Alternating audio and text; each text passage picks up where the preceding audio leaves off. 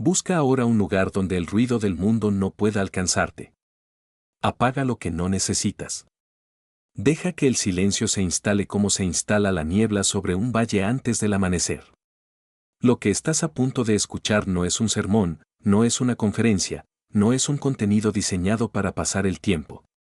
Es un estudio sobre una de las verdades más radicales que han sido pronunciadas en la historia del cosmos, que las puertas del infierno no prevalecerán contra ti. Necesitas un corazón dispuesto y una mente atenta, porque los misterios divinos no se revelan a quienes escuchan de paso. Se revelan a quienes se detienen. Y tú, en este momento, te has detenido. Hay una piedra en Cesarea de Filipo que ningún turista puede ver hoy tal como la vio Jesús de Nazaret en el año 30 de la era común. Esa piedra era el umbral de un abismo. No en sentido metafórico. En sentido literal, geológico, religioso y terrorífico para cualquier habitante del siglo I en aquella región. Cesarea de Filipo, conocida en el Antiguo Testamento como Baal-Gad y posteriormente como Panias, era el lugar donde la roca calcárea se abría en una caverna vertical que los habitantes griegos y romanos llamaban con absoluta seriedad la Puerta del Hades. Sobre esa abertura natural habían construido un templo a Pan, el dios de los bosques, la naturaleza caótica y el terror irracional, esa angustia que en griego se llamaba pánico precisamente por su nombre. Alrededor de esa caverna se erigieron estatuas a los dioses de las naciones conquistadoras.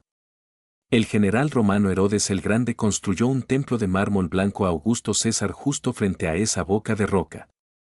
Su hijo, Filipo el tetrarca, amplió la ciudad y le dio el nombre que llevaría en honor al César y a sí mismo, Cesarea de Filipo.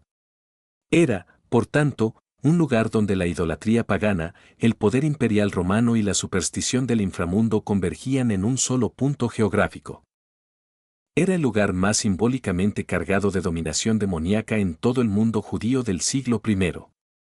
Y fue allí, precisamente allí, donde Jesús llevó a sus discípulos y formuló la pregunta que cambiaría el eje de la historia espiritual humana. Mateo 16:13 registra el momento con la sobriedad característica del evangelista. Llegando Jesús a la región de Cesarea de Filipo, preguntó a sus discípulos, ¿quién dicen los hombres que es el Hijo del Hombre? Los discípulos respondieron con las opiniones del pueblo. Algunos decían que era Juan el Bautista resucitado, otros que Elías, otros que Jeremías o alguno de los profetas. Entonces Jesús agudizó la pregunta y la dirigió al corazón de los 12, ¿y vosotros, quién decís que soy yo? Y Simón Pedro, el impulsivo pescador de Betsaida, cuyo nombre arameo era Simón Bar Jona, respondió con palabras que no nacieron de la carne ni de la sangre sino de una revelación directa del Padre: tú eres el Cristo, el Hijo del Dios viviente. Lo que ocurrió después es uno de los textos más estudiados, disputados, venerados y mal comprendidos de todo el Nuevo Testamento. Jesús respondió en Mateo 16, 17-19 con una declaración de arquitectura espiritual absolutamente monumental. Y yo también te digo, que tú eres Pedro, y sobre esta roca edificaré mi iglesia, y las puertas del Hades no prevalecerán contra ella. Y a ti te daré las llaves del reino de los cielos, y todo lo que ates en la tierra será atado en los cielos, y todo lo que desates en la tierra será desatado en los cielos. Para comprender el peso de estas palabras hay que desmantelarlas capa por capa, comenzando por la lengua en que fueron pronunciadas y el contexto visual inmediato que las rodeaba. Jesús estaba parado frente a la caverna que el mundo romano llamaba la Puerta del Hades. No estaba en una sinagoga. No estaba en el templo de Jerusalén. Estaba en el lugar que su cultura consideraba literalmente el umbral del mundo de los muertos, el punto de contacto entre los vivos y las potencias del más allá. Y fue allí donde pronunció la palabra que en griego del Nuevo Testamento aparece como eclesia, que en castellano traducimos como iglesia pero cuyo significado original era la asamblea de los convocados, los llamados a salir de entre la multitud para deliberar. La eclesia en el mundo griego era la asamblea ciudadana de aquellos con plenos derechos que se reunían para tomar decisiones sobre el destino de la comunidad. Jesús tomó esa palabra política y la elevó a una dimensión celestial. Sus convocados no deliberarían sobre asuntos civiles sino sobre los asuntos del reino de Dios. Pero es en la frase siguiente donde habita el poder que nos ocupa esta noche, y las puertas del Hades no prevalecerán contra ella. En griego, kai pulaya dou ou katischuso sinautes. Cada elemento de esta frase es un universo de significado. La palabra pulai, que traducimos como puertas, no era en el mundo antiguo simplemente una estructura arquitectónica. En el pensamiento del cercano Oriente, tanto en la cultura semita como en la grecorromana, las puertas de una ciudad eran el lugar del poder.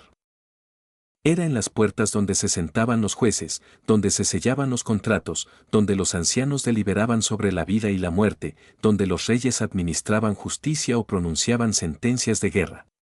Cuando los textos bíblicos hablan de las puertas, hablan del poder administrativo, judicial y militar de una entidad. El Salmo 24:7 exclama: Alzad, oh puertas, vuestras cabezas, y alzaos vosotras, puertas eternas, y entrará el Rey de Gloria, usando las puertas como símbolo del poder soberano del universo. El libro de Ruth registra que Booz deliberó en la puerta de la ciudad. Job en el capítulo 29 habla de los días en que se sentaba en la puerta como símbolo de su honor y autoridad. Las puertas eran el gobierno. Por tanto, cuando Jesús dijo las puertas del Hades, no estaba hablando de una barrera pasiva que intenta contener a los muertos dentro del inframundo. Estaba hablando del gobierno del inframundo, del poder administrativo de la muerte, de las estructuras de autoridad del reino de las tinieblas. Y sobre esa estructura de poder pronunció una sentencia: ou katischusosin, no prevalecerán, no tendrán fuerza suficiente, no serán capaces de mantenerse, no resistirán. El verbo katischo en griego antiguo significa tener la fuerza necesaria para prevalecer sobre un adversario en combate. La negación ou delante convierte la frase en una declaración absoluta de victoria. Las estructuras de poder del inframundo no tendrán la fuerza suficiente para prevalecer contra la asamblea de los convocados por Cristo. Esta es la promesa. Este es el fundamento. Y todo el estudio de esta noche es una exploración de por qué es verdad, cómo funciona en la historia sagrada, cómo opera en la vida del creyente y qué significa para el alma que escucha en este momento que el rompimiento total es no solo posible sino que ha sido garantizado antes de que el mundo fuera creado. Para entender la magnitud de esta promesa es necesario retroceder mucho antes de Cesarea de Filipo. Es necesario ir al principio mismo de la narrativa bíblica sobre la batalla espiritual, porque Jesús no estaba inventando una teología nueva en ese momento. Estaba revelando la consumación de una batalla que había comenzado antes de que el tiempo fuera creado. El escritor del libro de Apocalipsis en el capítulo 12 versículo 7 describe una guerra en el cielo: Miguel y sus ángeles luchaban contra el dragón, y luchaban el dragón y sus ángeles. En hebreo, la palabra que traducimos como Satán, Satán con sin tetnun, significa el adversario, el acusador, el que se opone. No es un nombre propio originalmente sino una función: el que acusa, el que obstruye, el que presenta cargos. El libro de Job en sus primeros capítulos lo presenta precisamente en esa función, caminando por la tierra, observando a los justos y presentando cargos ante el tribunal divino.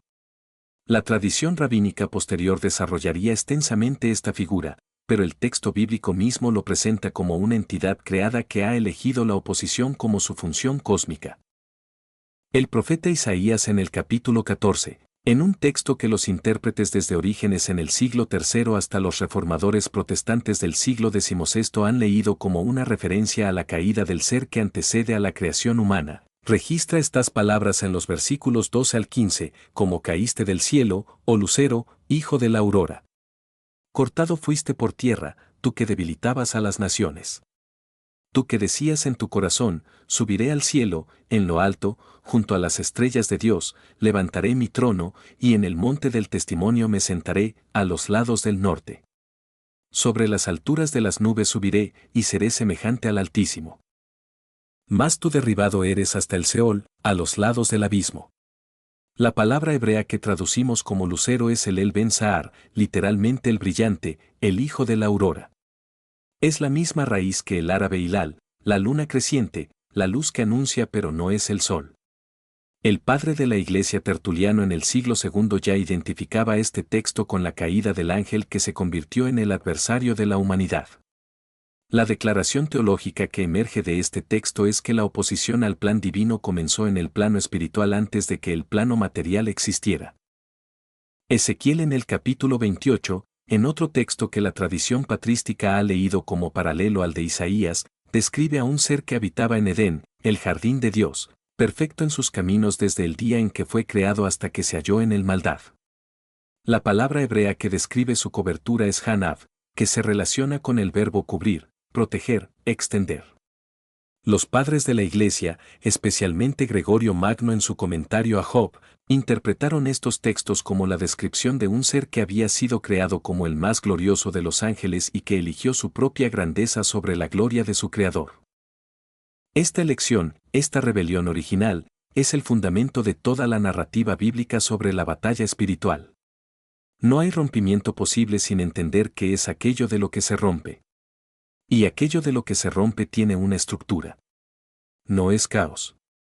El apóstol Pablo en su carta a los Efesios, en el capítulo 6 versículo 12, describe con una precisión que deja sin aliento la arquitectura del poder que se opone al creyente, porque no tenemos lucha contra sangre y carne, sino contra principados, contra potestades, contra los gobernadores de las tinieblas de este siglo, contra huestes espirituales de maldad en los lugares celestiales.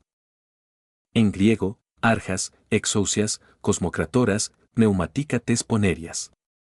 Principados, arjas, que significa los primeros, los que tienen el rango de inicio, los que gobiernan. Potestades, exousias, los que tienen autoridad delegada, los que ejercen poder por mandato. Gobernadores de las tinieblas, cosmocratoras, literalmente los que gobiernan el cosmos, una palabra que aparece en la literatura griega para describir a los soberanos de los imperios mundiales.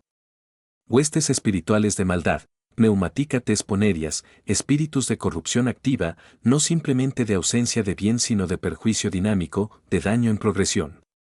Pablo no estaba usando metáforas poéticas. Estaba describiendo una jerarquía con rangos, funciones y territorios. Y fue esa jerarquía, ese gobierno del inframundo, lo que Jesús estaba señalando cuando dijo, las puertas del Hades no prevalecerán contra mi eclesia. La teología del rompimiento no puede entenderse sin la teología de la promesa del pacto.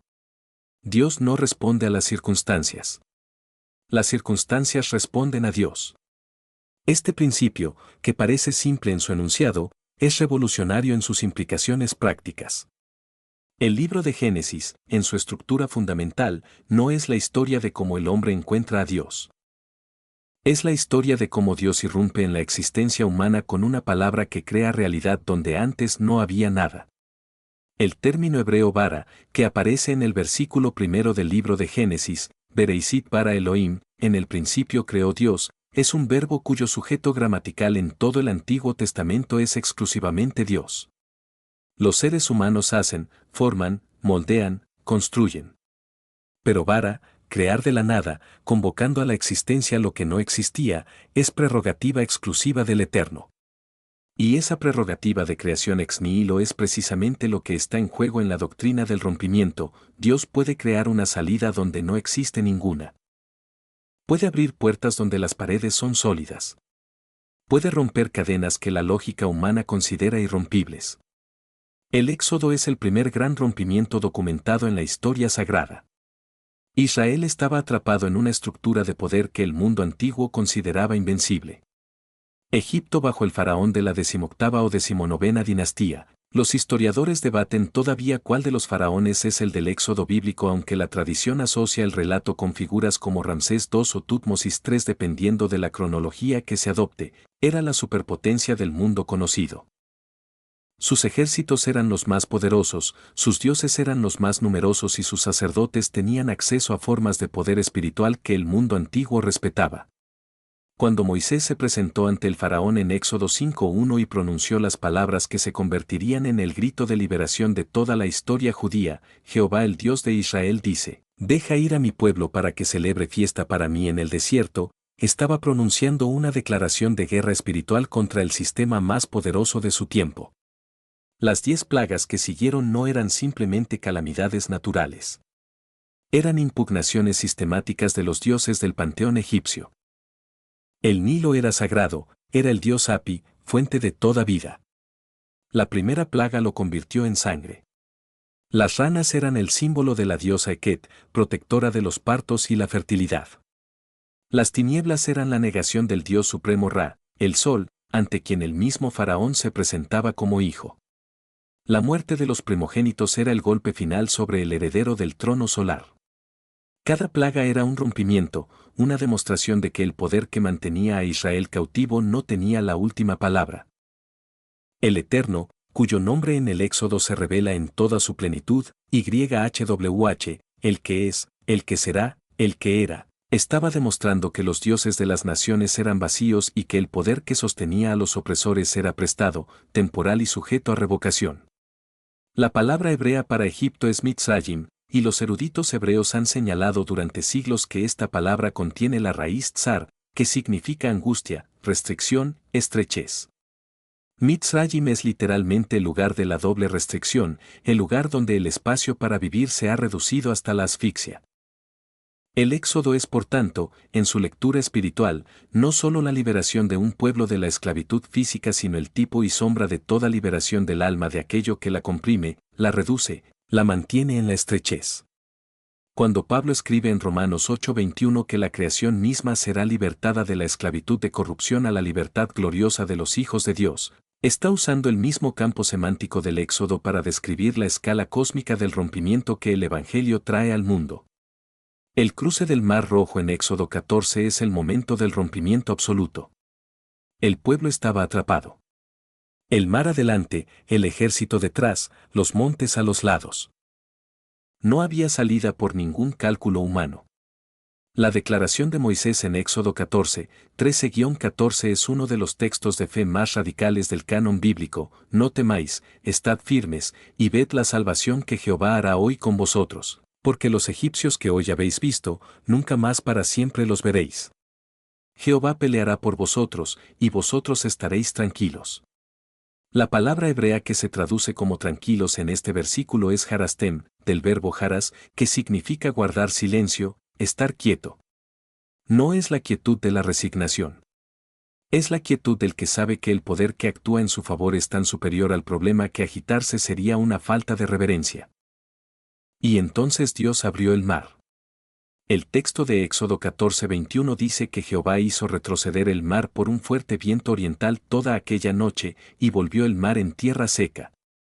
La palabra hebrea para viento es ruaj, la misma palabra que en el primer capítulo del Génesis se cierne sobre las aguas del caos primordial. El Espíritu de Dios se movía sobre la faz de las aguas. El mismo ruaj que ordenó el caos en la creación es el que abrió el camino a través del mar. El rompimiento siempre opera bajo el mismo principio creacional: donde hay imposibilidad, el Espíritu de Dios puede moverse y crear un camino que no existía.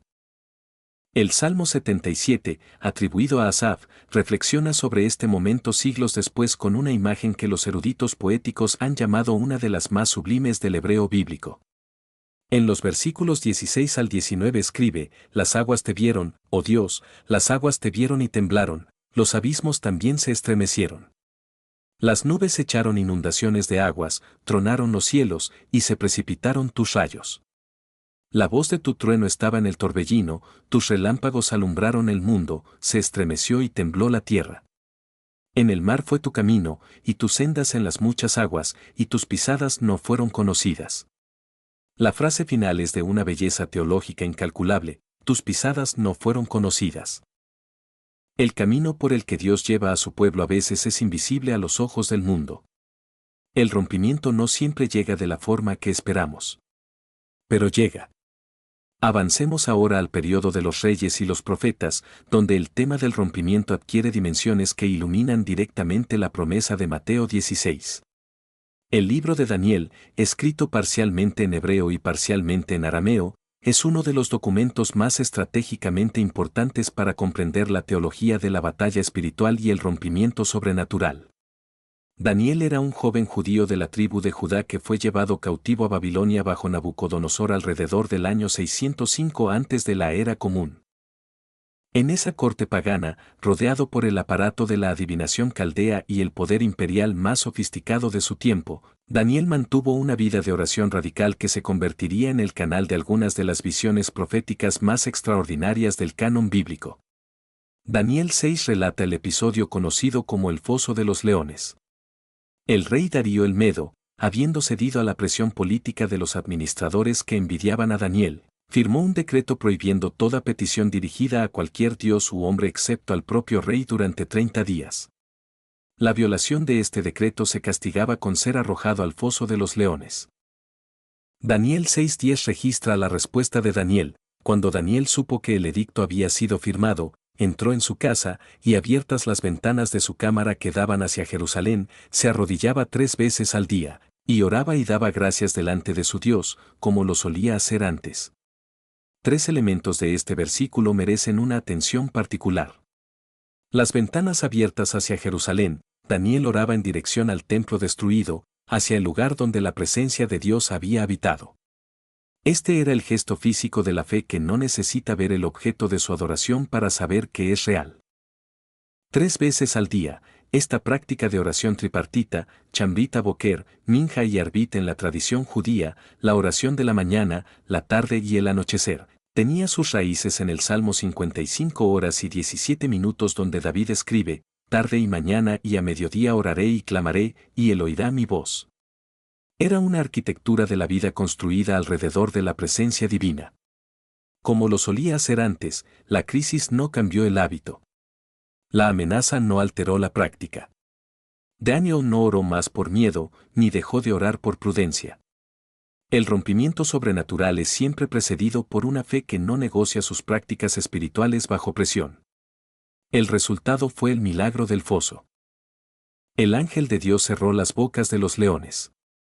Daniel 6:22 cita las palabras del propio Daniel al amanecer cuando el rey Darío corrió angustiado al foso, mi Dios envió su ángel, el cual cerró la boca de los leones para que no me hicieran daño, porque ante él fui hallado inocente. La palabra aramea que se usa para ángel aquí es malak, el mismo término hebreo que significa mensajero. El mensajero de Dios intervino en el mundo físico para proteger a un hombre cuya única defensa era su vida de oración. Este es el principio del rompimiento sobrenatural, la intervención del reino invisible en respuesta a la fidelidad en el reino visible. Pero es el capítulo 10 de Daniel donde encontramos la revelación más extraordinaria sobre la mecánica invisible de la batalla espiritual y el papel que juega la oración en esa batalla. Daniel había estado ayunando y orando durante 21 días. En el día 21 recibió la visita de un ser de apariencia aterradora, descrito en Daniel 10, 5-6, y alcé mis ojos y miré, y he aquí un varón vestido de lino, y ceñidos sus lomos con oro de Ufaz. Su cuerpo era como de berilo, y su rostro parecía un relámpago, y sus ojos como antorchas de fuego, y sus brazos y sus pies como de color de bronce bruñido, y el sonido de sus palabras como el estruendo de una multitud. Esta descripción, cuya iconografía reaparece casi literalmente en la visión del Cristo glorificado en Apocalipsis 1, 13-15, indica que Daniel estaba recibiendo la visita de un ser de la más alta categoría angélica. Lo que el ser le explicó a Daniel en los versículos 12 y 13 es uno de los textos más reveladores sobre la geografía invisible de la guerra espiritual que existe en todo el canon bíblico. Daniel, no temas, porque desde el primer día que dispusiste tu corazón a entender y a humillarte en la presencia de tu Dios, fueron oídas tus palabras, y a causa de tus palabras yo he venido. Mas el príncipe del reino de Persia se me opuso durante 21 días, pero he aquí Miguel, uno de los principales príncipes, vino para ayudarme, y quedé allí con los reyes de Persia. Esta declaración tiene implicaciones teológicas de una profundidad que ningún estudio de la batalla espiritual puede ignorar. Desde el primer día fue oída la oración de Daniel. No el día 21. El primer día. Pero el mensajero fue retenido durante 21 días por el príncipe del reino de Persia. No el rey humano de Persia, sino el ser espiritual que ejercía influencia sobre ese territorio. Un conflicto en el ámbito invisible estaba impidiendo la manifestación visible de la respuesta a la oración. Los eruditos bíblicos de la tradición judía, especialmente los que trabajaron en los textos de Qumrán, y los padres de la Iglesia como Orígenes en su obra Peri Archon, sobre los principios, desarrollaron extensamente la doctrina de los príncipes territoriales a partir de este texto de Daniel. La idea es que las naciones del mundo antiguo estaban bajo la influencia de potencias espirituales que formaban parte del gobierno invisible del cosmos caído. El Deuteronomio 32, 8-9, en la versión de la Septuaginta griega que es confirmada por los manuscritos del Mar Muerto encontrados en Qumrán, dice, cuando el Altísimo repartió las naciones, cuando separó a los hijos de Adán, estableció los límites de los pueblos según el número de los ángeles de Dios, pero la porción del Señor es su pueblo, Jacob la heredad que le pertenece. La versión masorética del texto hebreo que conocemos lee hijos de Israel, donde los manuscritos de Qumran leen ángeles de Dios, pero ambas tradiciones apuntan hacia la misma realidad. Hay una arquitectura invisible de gobierno sobrenatural sobre las naciones que no es neutral sino que está en conflicto activo. Esta es la razón por la que Pablo, en Efesios 6:12, menciona a los cosmocratoras, los gobernadores cósmicos. No estaba inventando una cosmología sino articulando en el vocabulario greco-helenístico la misma doctrina que Daniel 10 revela en el vocabulario hebreo-arameo del período del exilio. Las estructuras de poder que mantienen a las naciones, a las familias, a los individuos en la esclavitud espiritual no son únicamente humanas. Son espirituales. Y el rompimiento total requiere que la batalla se lleve al plano donde realmente se libra, el plano de la oración, la fe y la autoridad espiritual del creyente en Cristo. El arcángel Miguel, que aparece en Daniel 10:13 como el que vino a ayudar al mensajero angélico contra el príncipe de Persia, es una figura central en la angelología bíblica que merece un desarrollo detallado dentro de este estudio. El nombre hebreo Micael es una pregunta que constituye una afirmación, Mikamocha Bea Elim Adonai, ¿quién como tú entre los dioses, oh Señor? Cada vez que el nombre Miguel es pronunciado en el ámbito espiritual es la proclamación de la incomparabilidad divina, la declaración de que ninguna otra potencia puede compararse con el Eterno. Daniel 12:1 lo describe como el gran príncipe que está de parte de los hijos de tu pueblo. En el Nuevo Testamento, Judas versículo 9 lo presenta contendiendo con el diablo sobre el cuerpo de Moisés. Apocalipsis 12:7 lo presenta como el comandante de los ejércitos celestiales en la guerra que expulsa al dragón del cielo. La tradición del judaísmo del Segundo Templo, especialmente en textos como el libro de Enoc y los rollos del Mar Muerto, particularmente el texto conocido como la regla de la guerra o la guerra de los hijos de la luz contra los hijos de las tinieblas, desarrolló extensamente la figura de Miguel como el campeón celestial de Israel. Este texto de Qumran, escrito probablemente en el siglo I antes de la Era Común, describe una guerra escatológica de 40 años entre las fuerzas de la luz bajo la dirección de Miguel y las fuerzas de las tinieblas bajo Belial. Lo extraordinario de este documento no es solo su valor literario sino lo que revela sobre la cosmología de la comunidad que lo produjo. La batalla espiritual no es abstracta. Tiene un ejército, tiene estrategia, tiene comandantes y tiene un resultado predeterminado por el decreto divino. El arcángel Gabriel, cuyo nombre hebreo Gabriel significa la fuerza de Dios o Dios es mi fuerza, aparece en el libro de Daniel de una manera que complementa y amplía el cuadro de la batalla espiritual. En Daniel 8, 15-16, Daniel recibe una visión y escucha una voz que dice, Gabriel, enseña a este la visión. Gabriel es el ángel de la comprensión profética, el mensajero que lleva la revelación del plan de Dios a la mente humana.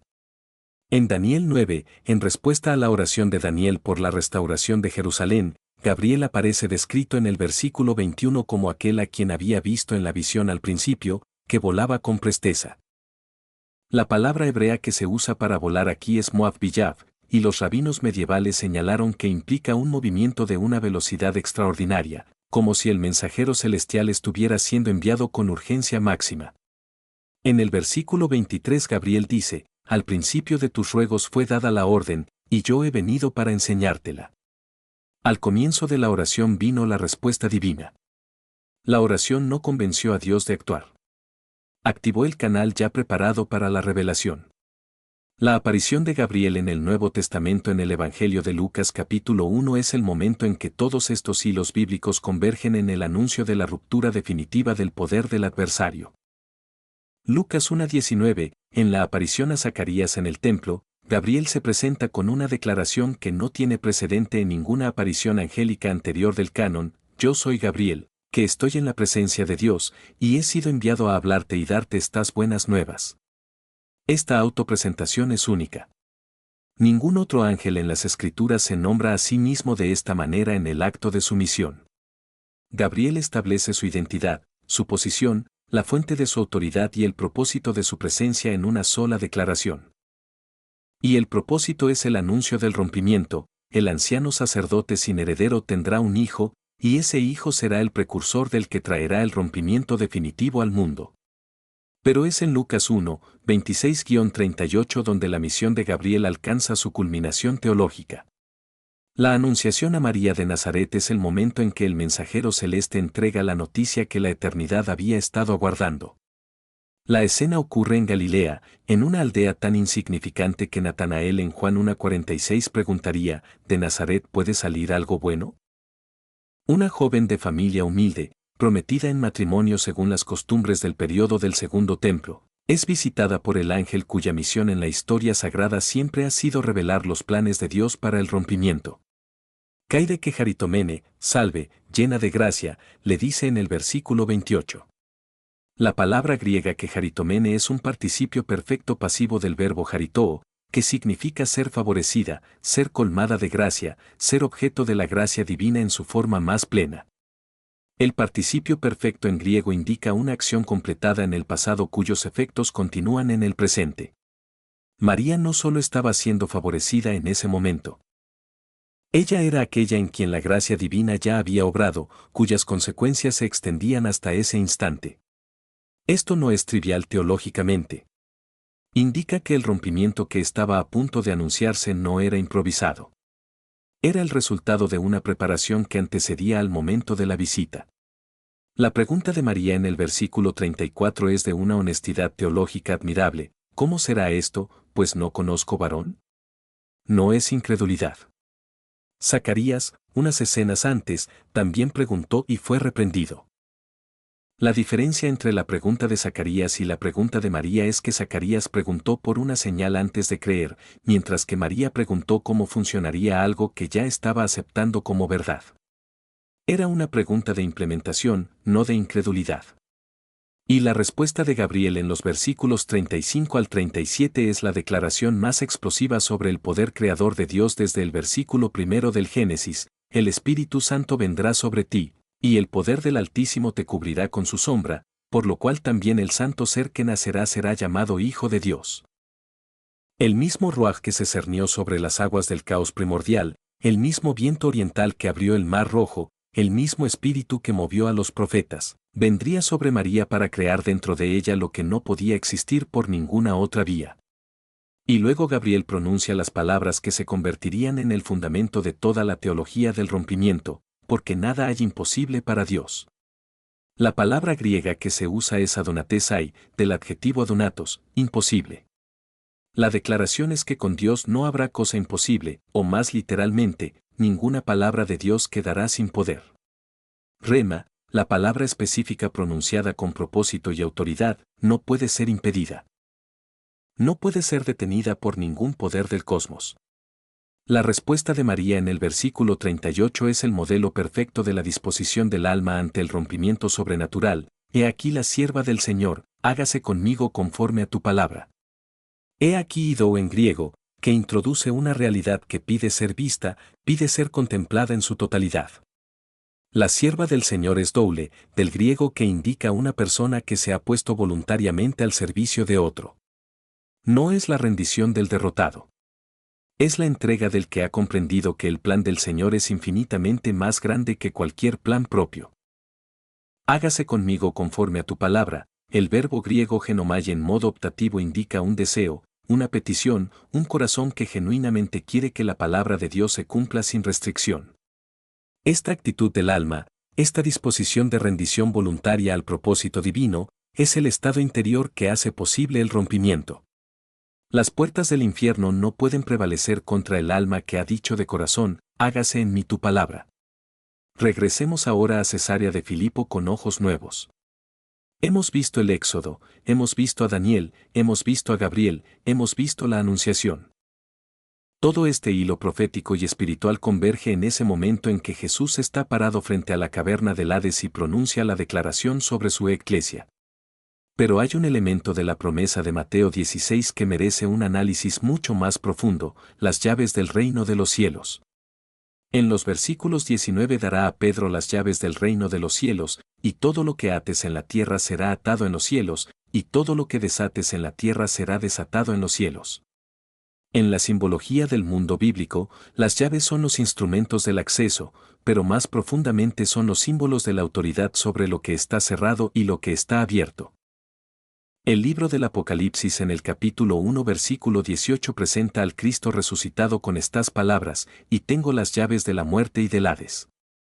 El mismo Jesús que parado ante la caverna de Panías prometió que las puertas del inframundo no prevalecerían, declara después de su resurrección que posee las llaves de ese mismo inframundo. Esto significa que la declaración de Mateo 16 no es simplemente defensiva, como si la iglesia fuera una fortaleza resistiendo un asedio. Es ofensiva. Las puertas del Hades no prevalecerán no porque el pueblo de Dios sea capaz de resistir el ataque, sino porque el pueblo de Dios está avanzando contra el territorio de las tinieblas con la autoridad de aquel que tiene las llaves. Isaías 22:22, en el contexto del oráculo sobre Eliaquim hijo de Hilcías, anticipa esta imagen, y pondré la llave de la casa de David sobre su hombro, y abrirá y nadie cerrará, y cerrará y nadie abrirá. Esta imagen del siervo davídico con la llave de acceso ilimitado al palacio real es citada directamente en Apocalipsis 3:7 para describir al Cristo resucitado, el que tiene la llave de David, el que abre y ninguno cierra, y cierra y ninguno abre. Las llaves que Cristo le promete a Pedro y, a través de Pedro, a toda la Iglesia, son delegación de esa autoridad absoluta. No es que el creyente tenga poder propio. Es que opera bajo la autoridad del que tiene las llaves últimas. La doctrina del atar y desatar, deo y luo en griego, tiene raíces profundas en la práctica rabínica del período del Segundo Templo. Los rabinos usaban los términos asar y itur, atar y soltar en hebreo, para describir las decisiones jurídicas de la academia rabínica. Atar era declarar algo prohibido, soltar era declarar algo permitido. Jesús tomó este vocabulario jurídico rabínico y lo elevó a una dimensión cósmica. Las decisiones espirituales tomadas desde la fe y la autoridad de la Iglesia tienen resonancia en el ámbito celestial. Lo que se ata en el nombre de Jesús, lo que se declara detenido, ilegítimo, sin derecho de operar, encuentra su correspondiente en el cielo. Lo que se suelta, lo que se declara libre, restaurado, liberado, también encuentra su eco en el ámbito invisible. Esta es la teología de la intercesión en su forma más alta. El creyente en oración no está solo suplicando sino ejerciendo una autoridad delegada sobre las estructuras espirituales que operan en su realidad. El apóstol Pablo en 2 Corintios 10, 3-5 describe este principio con una precisión militar que hace eco del vocabulario del Daniel 10, porque aunque andamos en la carne, no militamos según la carne, porque las armas de nuestra milicia no son carnales, sino poderosas en Dios para la destrucción de fortalezas, derribando argumentos y toda altivez que se levanta contra el conocimiento de Dios, y llevando cautivo todo pensamiento a la obediencia a Cristo. La palabra griega que se traduce como fortalezas es ochuromata, que en su uso militar significaba una posición defensiva fuertemente edificada, una ciudadela, un bastión. Pablo estaba describiendo estructuras de pensamiento, sistemas de creencias falsos, narrativas ideológicas y espirituales que funcionan como fortalezas en la mente del creyente y en la cultura de las naciones. El rompimiento no es solo la liberación de circunstancias externas. Es la demolición de las fortalezas internas, los argumentos que justifican la derrota, las narrativas que normalizan la cautividad. Los sistemas de pensamiento que hacen que el creyente viva por debajo de la realidad de su identidad en Cristo. La palabra griega logismoi que traduce como argumentos en este versículo es especialmente significativa. Es la misma raíz de logos, pero en su forma de razonamiento humano autónomo, de cálculo que prescinde de la revelación divina.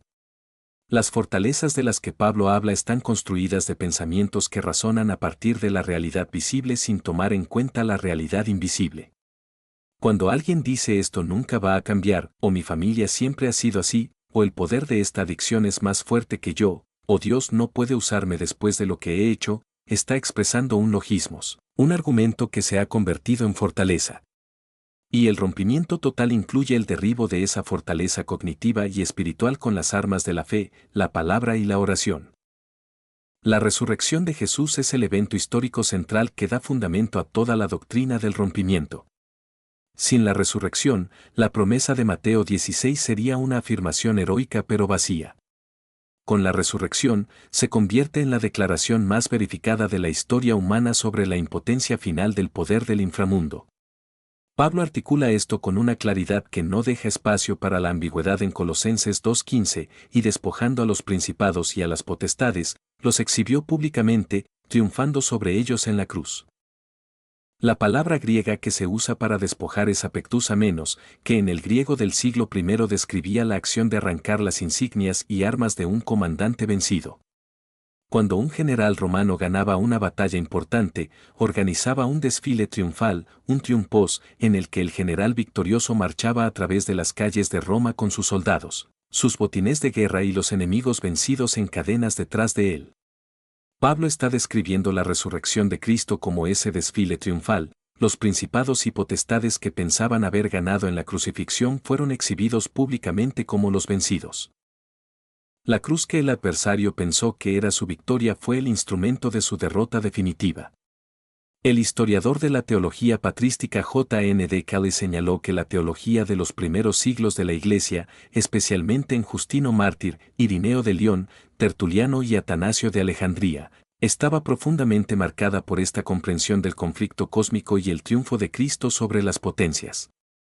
Irineo en su obra Adversus Aereses, escrita hacia el año 180 de la era común, desarrolló la doctrina de la recapitulación. Cristo vino a recapitular, a rehacer correctamente, todo lo que Adán había hecho incorrectamente.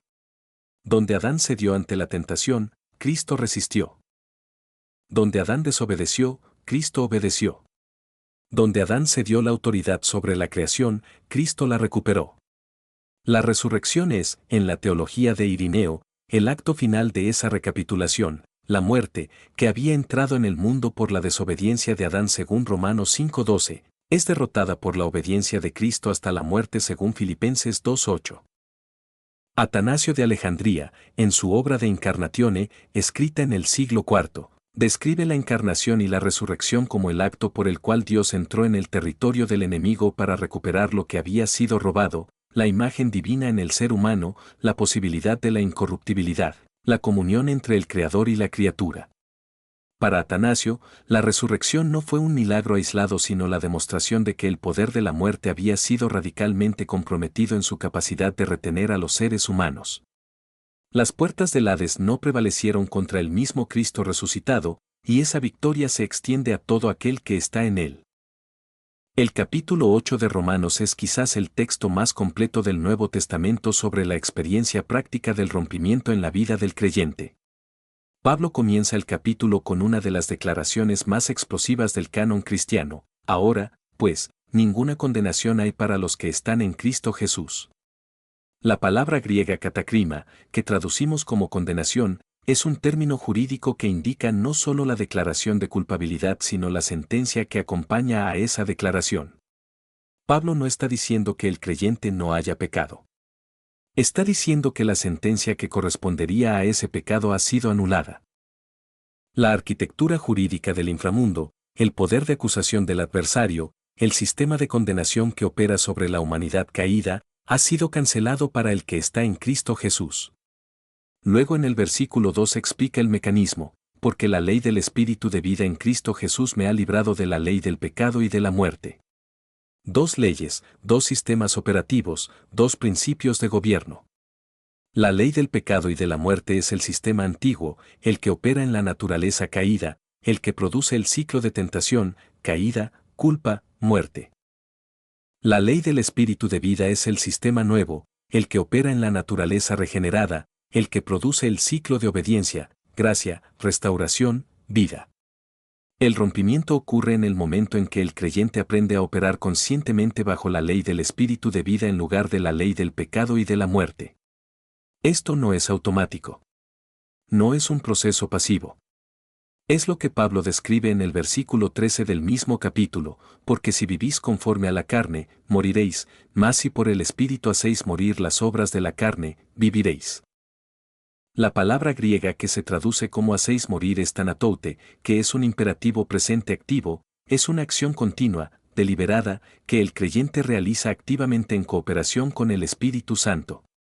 El versículo 26 del capítulo 8 de Romanos introduce otro elemento fundamental de la teología del rompimiento, la intercesión del Espíritu.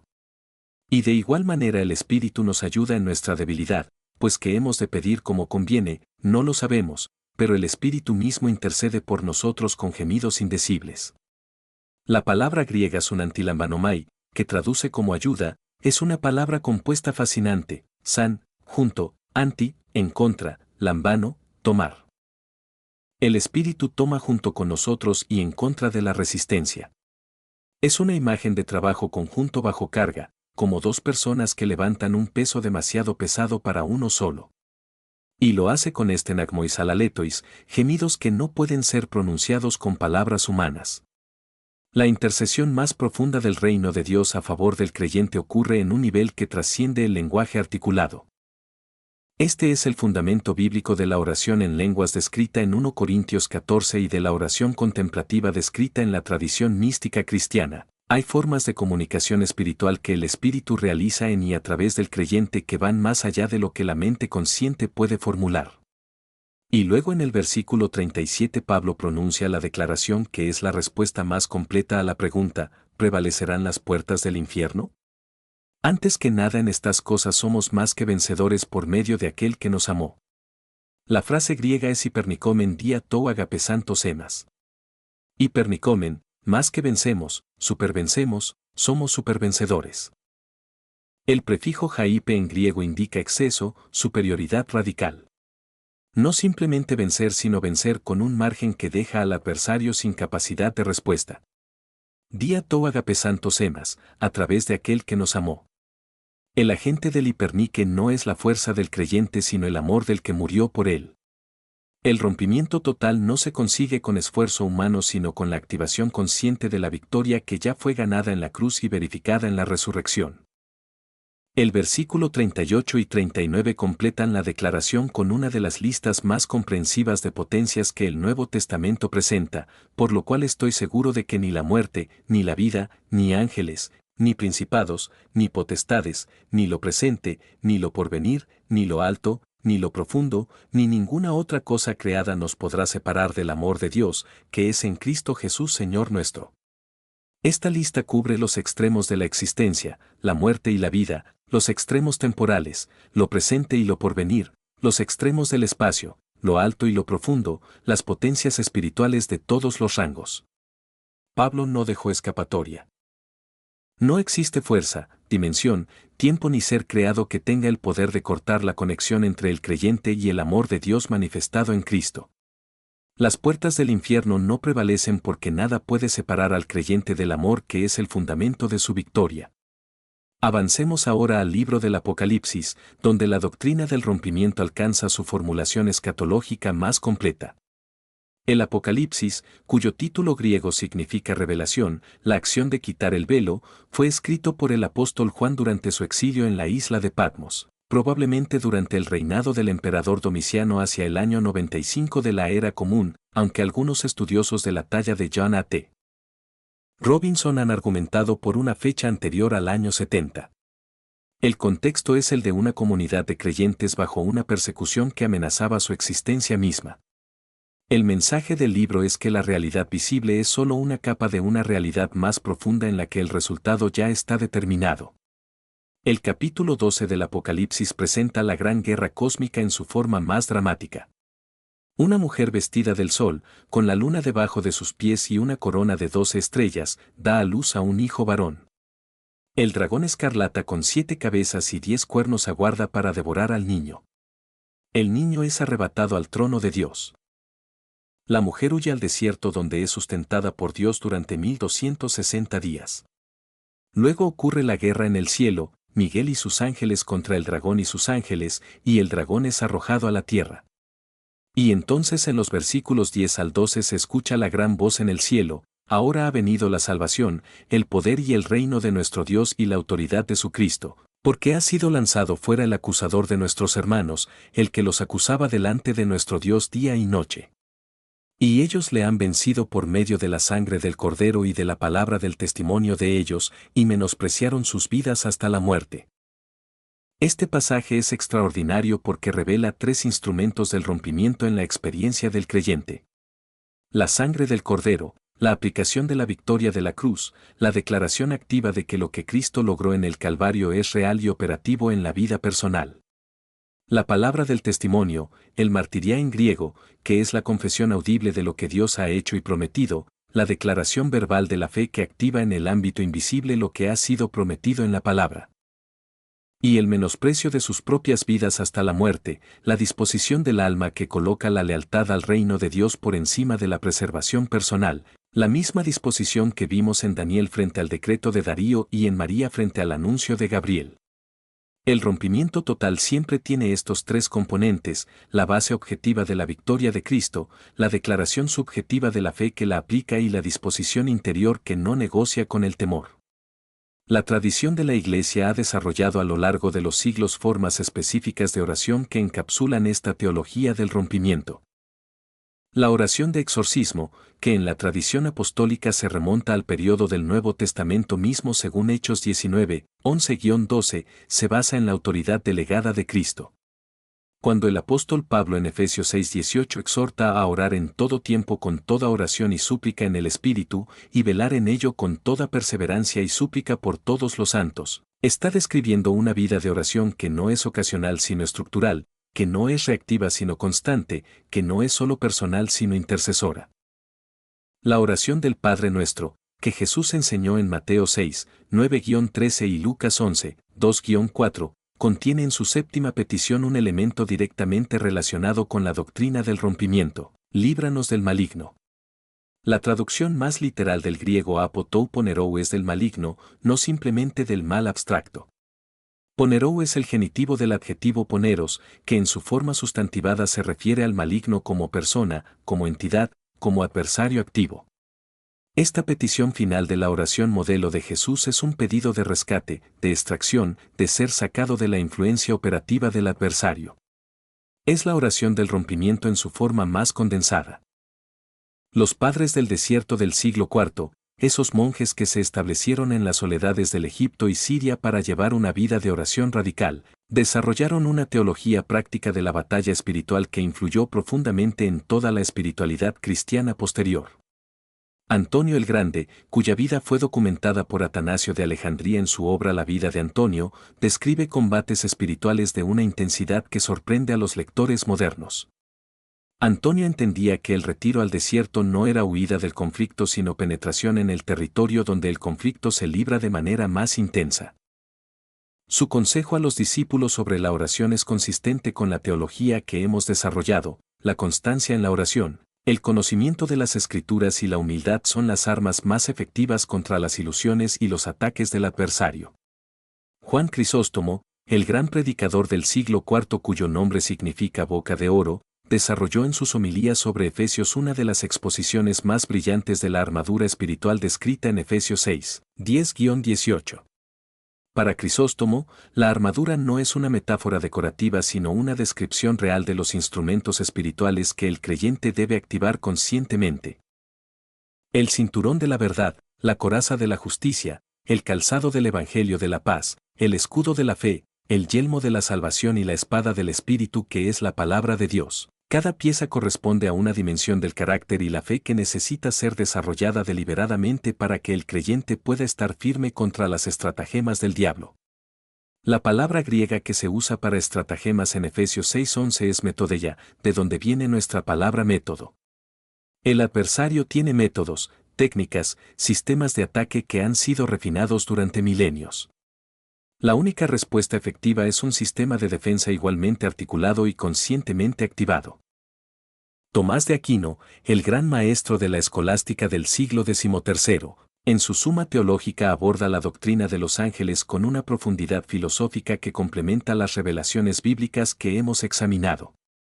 Para Aquino, los ángeles son inteligencias puras, seres de entendimiento sin materia, cuya velocidad de movimiento es instantánea no en el sentido de ubicuidad sino en el sentido de que no requieren tiempo para trasladarse de un punto a otro porque el tiempo es la medida del movimiento de los seres corpóreos. Esta comprensión tomista de la naturaleza angélica ilumina el texto de Daniel 10, el mensajero angélico no tardó 21 días en viajar desde el cielo hasta Daniel. Fue retenido por una resistencia espiritual en el ámbito de lo que Aquino llamaría el cielo más bajo, el espacio entre el cielo superior y la tierra donde las potencias espirituales ejercen su influencia sobre el desarrollo de la historia humana. La tradición mística judía, la Cábala, desarrolló en documentos como el Zohar y los escritos de Isaac Luria del siglo XVI un elaborado sistema cosmológico sobre las chispas divinas atrapadas en las cáscaras de la materia caída, las Kulipot, y la necesidad de la Tikkun Olam, la reparación del mundo, que ocurre cuando las almas justas cumplen su propósito divino a través de la Toure y la oración. Sin abrazar todas las afirmaciones teológicas de esta tradición, que difiere en puntos importantes de la teología cristiana, es notable que la misma intuición fundamental aparezca en ella. Hay una fractura en la realidad que requiere reparación espiritual, y esa reparación ocurre a través de seres humanos que operan en alineación con el propósito del Eterno. El rompimiento no es solo para el individuo. Tiene una dimensión cósmica, una implicación para la restauración de todo lo que ha sido fracturado por la entrada del mal en el mundo. Juan de la Cruz, el místico español del siglo XVI cuyo pensamiento representa la cumbre de la tradición mística cristiana en Occidente, describe en su obra La noche oscura del alma el proceso por el cual el alma pasa de la dependencia de las consolaciones espirituales a la fe desnuda, de la vida de la sensación espiritual a la vida de la fe pura. La noche oscura no es la derrota del alma sino el proceso de su rompimiento más profundo, la ruptura de todas las dependencias de lo que no es Dios para llegar a la unión con Dios mismo. Para Juan de la Cruz, las puertas del infierno no prevalecen no en el sentido de que el creyente no sufra, sino en el sentido de que el sufrimiento mismo se convierte en el instrumento de la purificación que lleva al alma a una intimidad con Dios que el adversario no puede tocar. La victoria no siempre tiene la forma que esperamos. A veces la forma del rompimiento es la cruz antes de ser la resurrección. Pero la resurrección está garantizada. Teresa de Ávila, contemporánea de Juan de la Cruz y su colaboradora en la Reforma del Carmelo, describe en sus obras El libro de la vida y las moradas del castillo interior una vida de oración que es al mismo tiempo extraordinariamente práctica y profundamente mística. Su famosa comparación del alma con un castillo interior con 7 moradas es una fenomenología de la vida interior que muestra cómo el rompimiento espiritual es un proceso de penetración gradual hacia el centro del ser donde Dios mora. Las resistencias que el alma encuentra en ese proceso no son solo externas, demoníacas, sino también internas, los mecanismos de defensa del ego, los apegos a la consolación espiritual, las ilusiones sobre la propia santidad. El rompimiento total, en la tradición carmelita, es la llegada a la 7ª morada donde el alma vive en matrimonio espiritual con Dios, una unión tan completa que ninguna potencia exterior puede alterarla. Pero no necesitamos elevarnos necesariamente a las cumbres de la mística para encontrar la verdad del rompimiento. La promesa de Mateo 16 no fue dada a una élite espiritual. Fue dada a Pedro, el pescador que negó a Jesús 3 veces. Fue dada a la Eclesia, a la asamblea de los convocados que en sus primeros siglos de existencia estaba compuesta principalmente por esclavos, artesanos, mujeres y personas sin poder social. El rompimiento total no es una prerrogativa de los espiritualmente avanzados. Es la herencia de todo el que ha reconocido quién es Jesús y ha recibido las llaves del reino. Los hechos de los apóstoles están llenos de rompimientos concretos, verificables, documentados por un historiador del siglo I que era también un médico, Lucas de Antioquía. Hechos 12 relata el encarcelamiento de Pedro por parte de Herodes Agripa I. La situación era humanamente desesperada, Jacobo hijo de Zebedeo acababa de ser ejecutado, Pedro estaba encadenado entre 2 soldados, guardias custodiaban la puerta, y Herodes esperaba presentarlo al pueblo después de la Pascua. Y la Eclesia, la asamblea de los convocados, hacía sin cesar oración a Dios por él. Hechos 12:5. Sin cesar, a dialectos en griego, sin interrupción, sin pausa, como un río que no se detiene. La oración comunitaria continua es el contexto del rompimiento que sigue. Hechos 12, 7-10 describe entonces el episodio con el detalle de un testigo ocular, he aquí que se presentó un ángel del Señor, y una luz resplandeció en la cárcel, y tocando a Pedro en el costado, lo despertó, diciendo, levántate pronto. Y las cadenas se le cayeron de las manos. Le dijo el ángel, cíñete y átate las sandalias. Y lo hizo así. Y le dijo, envuélvete en tu manto y sígueme. Salió y le seguía, sin saber si era real lo que hacía el ángel, pues le parecía que veía una visión.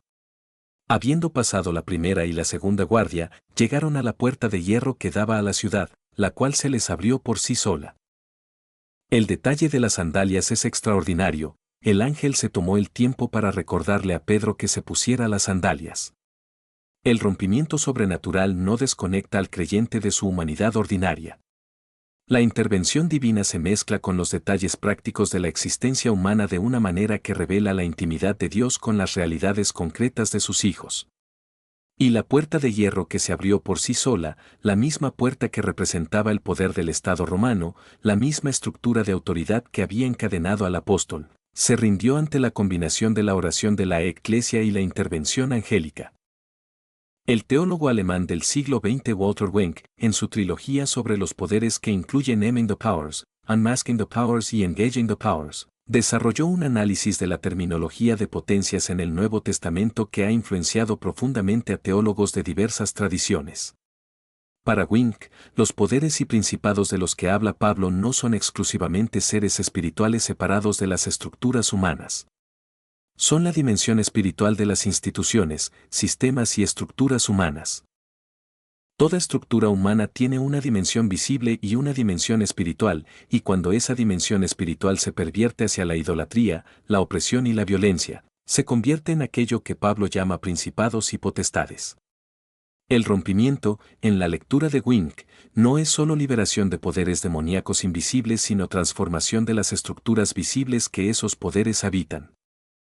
Esta lectura, que tiene sus puntos de contacto con la tradición profética del Antiguo Testamento que denunciaba los sistemas de injusticia como manifestación de la idolatría nacional, amplia la doctrina del rompimiento a dimensiones sociales, culturales e históricas que la lectura puramente individualista a veces pasa por alto. Pero es necesario retornar al centro de la promesa y preguntarnos con precisión, ¿cuándo y cómo se activa el rompimiento en la vida concreta del creyente? La respuesta de las Escrituras es consistente a través de todos los géneros literarios del canon bíblico, desde los salmos hasta las epístolas. El rompimiento se activa cuando la fe se expresa en acción. No basta con conocer la doctrina. No basta con saber que las puertas del infierno no prevalecerán. Es necesario pararse frente a ellas con la llave en la mano y usar la autoridad que Cristo ha delegado. El Salmo 91, conocido en la tradición judía como el Salmo de la Protección y utilizado en la liturgia de las vísperas en la tradición cristiana occidental, es el texto más completo del Antiguo Testamento sobre la cobertura divina en la batalla espiritual. Comienza con una declaración de posición: el que habita al abrigo del Altísimo morará bajo la sombra del Omnipotente. Habitar, yashab en hebreo, implica permanencia, establecimiento, no un paso de visita sino una residencia elegida conscientemente. El abrigo del Altísimo, Sete Elión, es ese espacio de protección que existe solo para el que deliberadamente se posiciona bajo la cobertura de Dios. El versículo 2 continúa: diré yo a Jehová, esperanza mía y castillo mío, mi Dios en quien confiaré. La declaración verbal, el diré yo, es el acto de fe que activa la protección descrita en los versículos siguientes. El versículo 13 del Salmo 91 contiene una imagen que Jesús mismo citó en Lucas 10:19 para describir la autoridad que estaba otorgando a sus discípulos: sobre el león y el áspid pisarás, hollarás al cachorro del león y al dragón. Cuando Jesús envió a los 72 en Lucas 10, ellos regresaron con gozo diciendo en el versículo 17: Señor, aún los demonios se nos sujetan en tu nombre. Y Jesús respondió en los versículos 18 al 19: Yo veía a Satanás caer del cielo como un rayo. He aquí os doy potestad de hollar serpientes y escorpiones, y sobre toda fuerza del enemigo, y nada os dañará. La autoridad sobre el adversario no fue dada solo a los 12 apóstoles. Fue dada a 72 personas ordinarias que habían sido enviadas por dos en dos a las ciudades que Jesús iba a visitar. El rompimiento no es prerrogativa de una élite. Es la herencia de todo aquel que opera en el nombre y la autoridad de Cristo. La tradición de los salmos imprecatorios, esos salmos de los que el lector moderno a veces se incomoda por su tono combativo, Salmos 35, 58, 69, 109, entre otros, representa otra dimensión de la oración de rompimiento que la teología bíblica no puede ignorar. Cuando el Salmo 35 en el versículo 5 horas sean como tamo delante del viento, y el ángel de Jehová los empuje, está usando el lenguaje de la guerra espiritual para pedir la intervención divina contra las fuerzas que oprimen. Dietrich Bonhoeffer, el teólogo alemán mártir bajo el nazismo, escribió en su obra El libro de oración de la Biblia que los salmos imprecatorios deben ser comprendidos como la oración de Cristo mismo contra el mal, puesta en boca de su cuerpo, la Iglesia. No son expresiones de venganza personal sino peticiones de que la justicia divina opere en el conflicto cósmico entre el bien y el mal. El creyente que ora estos salmos no está deseando el mal a personas individuales sino resistiendo los sistemas y potencias que operan a través de ellas. La tradición de la oración de intercesión, que se remonta a Abraham rogando por Sodoma en Génesis 18 y a Moisés intercediendo por Israel en Éxodo 32 después del episodio del becerro de oro, es fundamental para la teología del rompimiento. Abraham en Génesis 18, 23-33 negocia con Dios de una manera que los comentaristas han encontrado asombrosa en su audacia: si hubiere 50 justos en la ciudad, ¿destruirás y no perdonarás al lugar por amor a los 50 justos? Y continúa, reduciendo el número hasta llegar a 10. Esta oración de Abraham no es presunción ni falta de respeto. Es la activación de la identidad de Abraham como amigo de Dios, título que Isaías 41, 8 le da explícitamente, para ejercer influencia intercesora en favor de los que están bajo amenaza de juicio. El apóstol Santiago en el capítulo 5 versículo 16 de su carta afirma que la oración eficaz del justo puede mucho, y cita el caso de Elías como ejemplo de una oración que detuvo y restauró las lluvias durante 3 años y medio. El caso de Elías en 1 Reyes 17 al 18 es particularmente relevante para el tema del rompimiento. Israel estaba bajo una sequía de juicio durante 3 años y medio, el mismo periodo simbólico que aparece en el Apocalipsis para describir el tiempo de tribulación. El sistema religioso del baalismo, que prometía fertilidad y lluvia a cambio de adoración a las fuerzas de la naturaleza, había tomado el control político y espiritual del reino del norte. La reina Jezabel, cuyo nombre se convirtió en símbolo de seducción espiritual y en el Apocalipsis es usado para describir una entidad que lleva a los creyentes a la idolatría, había matado a los profetas del Señor. Elías se enfrentó al sistema completo de poder falso en el Monte Carmelo, solo contra 450 profetas de Baal y 400 profetas de Acera, y el fuego cayó. El rompimiento vino después de una oración de 7 palabras en hebreo: respóndeme, Jehová, respóndeme. Y de nuevo, en 1 Reyes 18, 41, 45, Elías oró 7 veces postrado en tierra hasta que vino la lluvia que rompió la sequía. Estos episodios revelan una dimensión del rompimiento que los estudiosos de la oración han llamado la oración de contención o tenaz, la persistencia en la petición hasta que la manifestación llega. Jesús mismo enseñó este principio en la parábola de la viuda importuna en Lucas 18, 1, 8, donde una viuda acosa al juez injusto hasta conseguir justicia, y Jesús concluye: ¿y acaso Dios no hará justicia a sus escogidos, que claman a él día y noche? Luego añade en el versículo 8 una pregunta que es también una advertencia: ¿pero cuando venga el Hijo del Hombre, hallará fe en la tierra? La oración persistente es el ejercicio de la fe. Y la fe persistente es la que garantiza que las puertas del infierno no prevalezcan, no porque Dios necesite ser convencido sino porque la persistencia en la oración es el proceso por el cual el creyente alinea su voluntad, su fe y su vida entera con el propósito que Dios ya ha determinado. El Evangelio de Marcos, que muchos estudiosos consideran el más antiguo de los 4 evangelios y que refleja la predicación apostólica de Pedro según la tradición eclesiástica que se remonta a Papías de Hierápolis hacia el año 120 de la era común, está estructurado alrededor de la idea del irrumpir del reino de Dios. La palabra griega eutis, que se traduce como inmediatamente o enseguida, aparece más de 40 veces en Marcos. El reino de Dios irrumpe. El rompimiento no es un proceso lento y gradual que espera permiso del orden establecido. Es la irrupción repentina del poder soberano de Dios en el espacio que la fe ha preparado. Marcos 1:27 registra la reacción de los que vieron a Jesús expulsar un espíritu impuro en la sinagoga de Capernaum. ¿Qué es esto? ¿Qué nueva doctrina es esta, que con autoridad manda aún a los espíritus inmundos y le obedecen? La autoridad de Jesús sobre las potencias espirituales no era parte del paradigma existente. Era algo radicalmente nuevo, un rompimiento del orden religioso establecido que no sabía qué hacer con un maestro que tenía acceso a dimensiones del poder espiritual que la religión institucional había perdido. Este es quizás uno de los aspectos más importantes y menos discutidos del tema. El rompimiento no siempre viene por los canales establecidos del sistema religioso. A veces el rompimiento viene en la forma de algo que el sistema no puede categorizar, algo que desafía los paradigmas establecidos, algo que parece excesivo, demasiado radical, demasiado inmediato para que el sistema institucional lo reconozca como legítimo. La mujer con el flujo de sangre en Marcos 5, 25-34 había gastado todo lo que tenía con los médicos sin resultado. Quebrantó las normas de pureza levítica que le prohibían tocar a nadie al acercarse a Jesús en la multitud.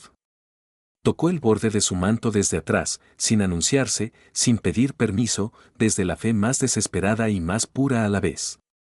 Y fue sanada al instante. Jesús notó que virtud, dunamis, poder, había salido de él. El rompimiento que necesitaba aquella mujer no llegó por el sistema religioso que la había excluido. Llegó por la fe directa que atravesó todas las barreras con una certeza simple: si tocare tan solamente su manto, seré salva.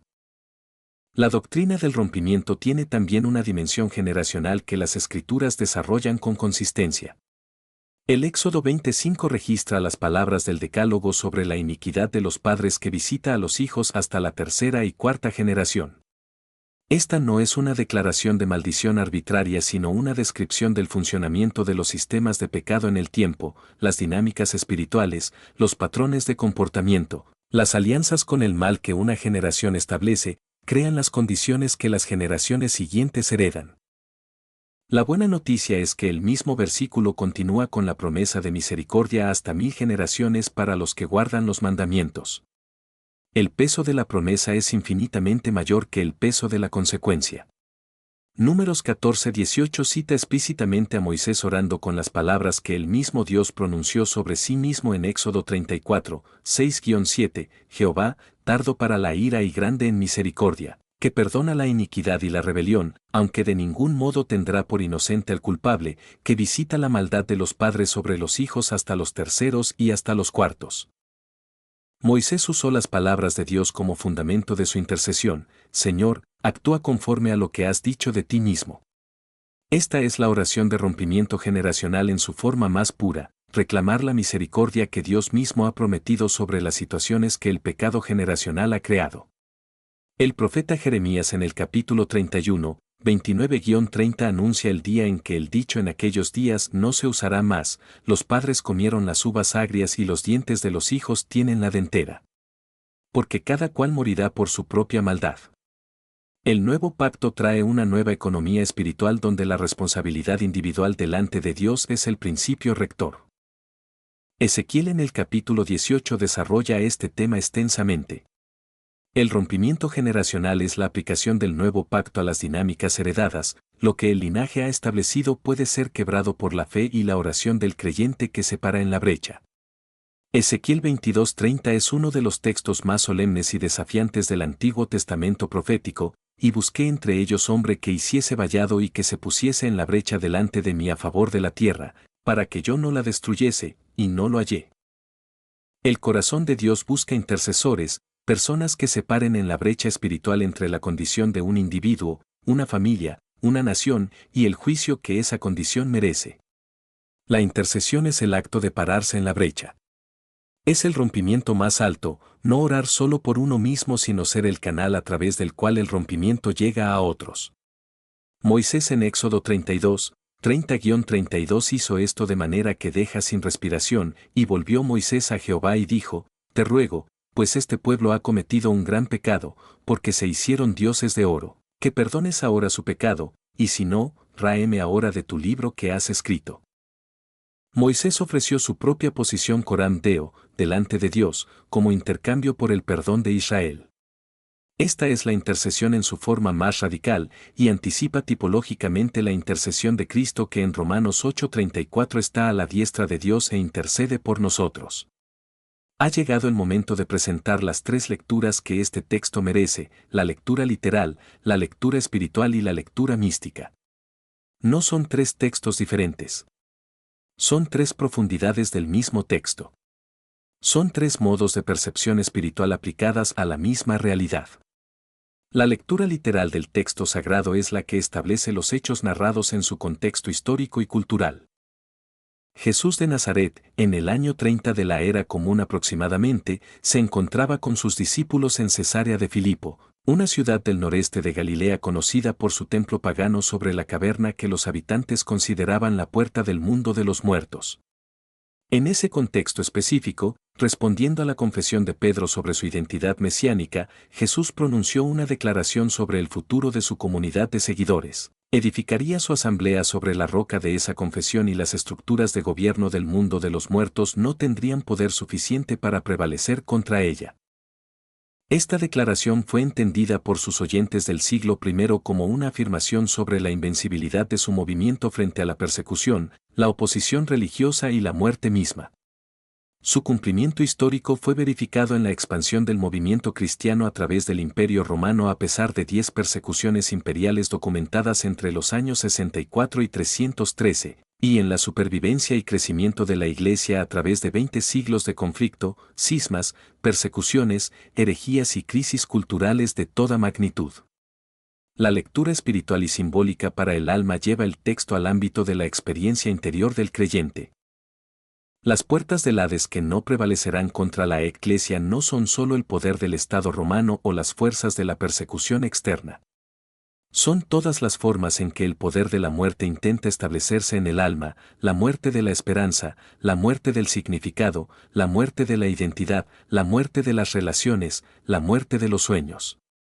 Toda forma de desolación, de oscuridad interior, de tentación que susurra que el plan de Dios ha fallado y que la vida no tiene propósito, es una manifestación del poder de las puertas del Hades operando contra el alma. Y la promesa es que ese poder no puede prevalecer. No puede ganar la batalla definitiva. La roca sobre la que la Iglesia, la comunidad del alma fiel, está edificada es la confesión de quién es Cristo, y esa roca no puede ser movida por ninguna tormenta de experiencia. Las circunstancias cambian. Las emociones fluctúan. Las relaciones fallan. Los cuerpos se enferman. Los proyectos colapsan. Pero la roca permanece. Y el alma que permanece sobre esa roca en la confesión de fe activa, no en la fe pasiva que espera ser rescatada sino en la fe activa que usa las llaves del reino, esa alma no será vencida. La lectura mística sobre la relación entre la humanidad y el reino de los cielos lleva el texto a su dimensión más profunda. El rompimiento no es solo el triunfo de la voluntad humana asistida por Dios, ni es solo la intervención sobrenatural de un Dios que actúa desde fuera del mundo. Es la irrupción del reino, del espacio donde la voluntad de Dios es perfecta y completa, en el espacio donde la voluntad de Dios todavía está siendo contestada. Las puertas del Hades no prevalecerán porque el reino que Cristo ha inaugurado es una realidad que ya existe en su plenitud en la dimensión celestial y que se está manifestando progresivamente en la dimensión terrestre a través de cada acto de fe, cada oración de intercesión, cada vida transformada, cada cautivo liberado, cada rompimiento. La Iglesia no es solo una institución religiosa. Es el cuerpo a través del cual el reino de Dios se encarna en el mundo. Cada creyente es un punto de contacto entre el cielo y la tierra, una antena a través de la cual la frecuencia del reino superior se recibe y se transmite al entorno inmediato. La oración no es una técnica religiosa. Es la participación consciente en la conversación eterna entre el Padre y el Hijo en el Espíritu, en la que el creyente es invitado a ingresar por la mediación de Cristo según Hebreos 4:16 que exhorta a acercarse confiadamente al trono de la gracia para alcanzar misericordia y hallar gracia para el oportuno socorro. El trono de la gracia es el lugar del rompimiento absoluto, el lugar donde la realidad celestial y la realidad terrestre se tocan, donde la necesidad humana y la provisión divina se encuentran, donde el poder de la muerte es confrontado por el poder de la vida. La humanidad fue creada para ser el punto de contacto entre los cielos y la tierra. El hombre en Génesis 2:7 es formado de la dama, del polvo de la tierra, y animado por el Nismat Hayim, el soplo de la vida que viene del aliento de Dios. Es la criatura que lleva en sí misma tanto lo terrestre como lo celestial. La caída fracturó ese punto de contacto. La redención lo restaura. El rompimiento total que Cristo trae es la restauración de esa mediación. El ser humano vuelve a ser el espacio donde el cielo y la tierra se encuentran, donde la voluntad del Padre se cumple en la tierra como en el cielo, como dice la oración que Jesús nos enseñó. Y cuando eso ocurre, cuando el alma vive en esa alineación, las puertas del infierno simplemente no tienen nada sobre lo que ejercer su poder. No porque el creyente sea invulnerable, sino porque habita en ese espacio donde la realidad del reino es más verdadera que cualquier realidad alternativa que el adversario pueda construir. Porque el adversario es un constructor de falsas realidades. Su poder no es creativo sino imitativo. No puede crear, solo distorsionar. La serpiente en el jardín del Génesis no trajo nueva información a Eva. Distorsionó lo que Dios ya había dicho. ¿Con qué Dios os ha dicho que no comáis de todo árbol del huerto? Tomó la prohibición específica, la deformó, amplió su alcance y luego propuso una alternativa: no moriréis. La mentira siempre necesita una verdad que distorsionar. Y la protección contra la distorsión es la saturación en la verdad original. Es por eso que Jesús en Juan 17:17 ora por sus discípulos: santifícalos en tu verdad, tu palabra es verdad. El rompimiento de las fortalezas del adversario requiere la saturación del alma en la palabra, que es la única realidad que el adversario no puede distorsionar porque procede directamente de Dios. El teólogo romano del siglo II Tertuliano, conocido por su rigor intelectual y la precisión de su latín, escribió en su apologético que el alma humana es por naturaleza cristiana, anima naturaliter cristiana. Esta afirmación, controversial en algunos de sus matices teológicos, apuntaba a una realidad que Agustín de Hipona desarrollaría con más profundidad: que el alma humana tiene una inquietud esencial que no puede ser saciada por ninguna realidad menor que Dios mismo, y que su tendencia natural, cuando no está corrompida por el pecado habitual, es hacia aquel que la creó. Las confesiones de Agustín comienzan con la declaración más hermosa que un teólogo haya escrito jamás: nos hiciste para ti, Señor, y nuestro corazón está inquieto hasta que descanse en ti. El rompimiento total es, en la profundidad de su significado agustiniano, el descanso del alma en su origen. No es simplemente la victoria sobre el adversario. Es la llegada al hogar. El rompimiento total tiene también una dimensión comunitaria que la tradición del individualismo religioso moderno a veces oscurece. Las primeras comunidades cristianas descritas en Hechos 2 no eran colecciones de individuos que tenían experiencias espirituales privadas en paralelo. Eran comunidades de vida compartida donde la enseñanza, la comunión, el partimiento del pan y las oraciones eran las columnas de una existencia en común. Hechos 2, 44-47 describe koinonia, esta comunidad, como un estilo de vida que generaba favor ante todo el pueblo y al que el Señor añadía cada día los que habían de ser salvos.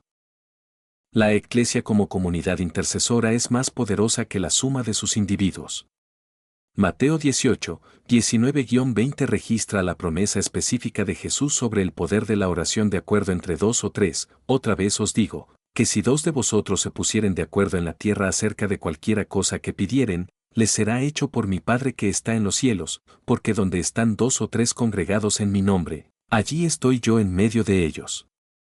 El verbo griego sinfoneso en el versículo 19, del que deriva nuestra palabra sinfonía, describe no solo el acuerdo intelectual sino la armonía de voces, la unidad de propósito y fe que crea una resonancia en el ámbito espiritual.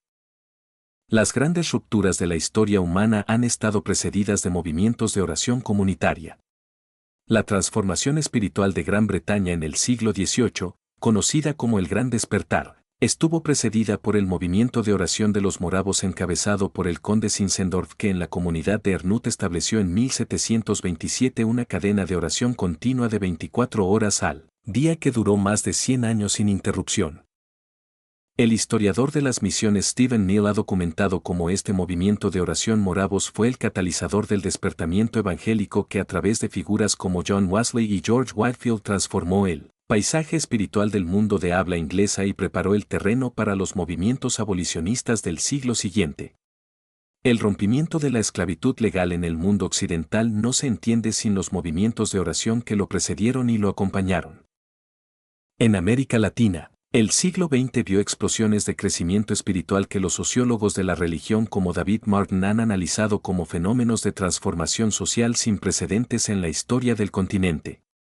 En países como Chile, Guatemala, Brasil y Colombia, movimientos de oración comunitaria persistente, especialmente en las comunidades pentecostales y carismáticas, produjeron transformaciones en individuos, familias y comunidades que los estudios académicos han documentado como genuinamente notables.